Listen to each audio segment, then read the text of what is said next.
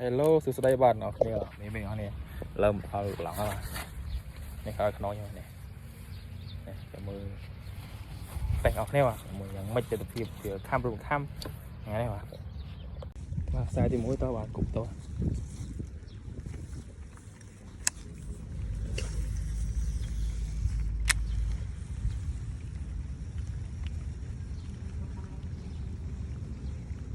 mấy nào đây à tiện chụp mấy nào mà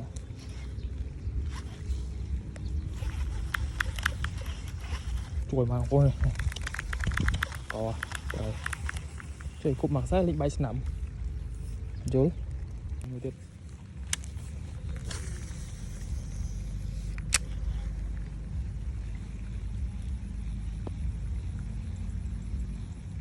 ôn này lịch mà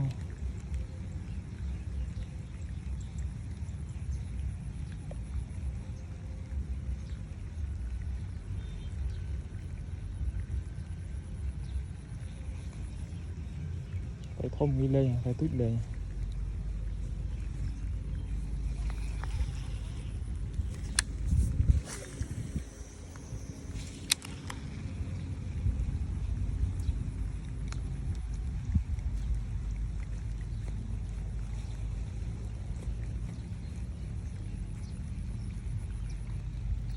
bài của ai chụp à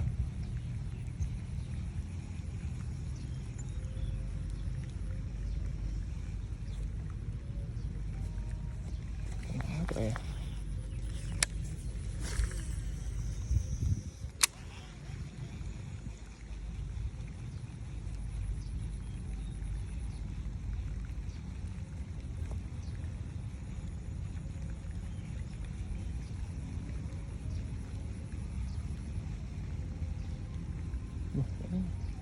không chụp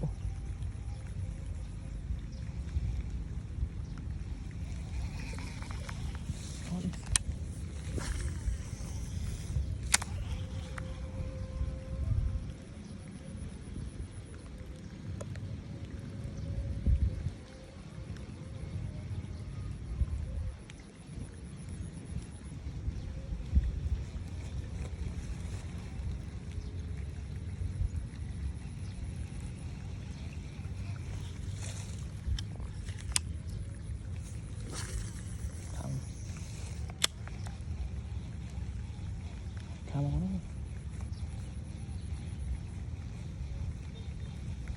cái này phải che che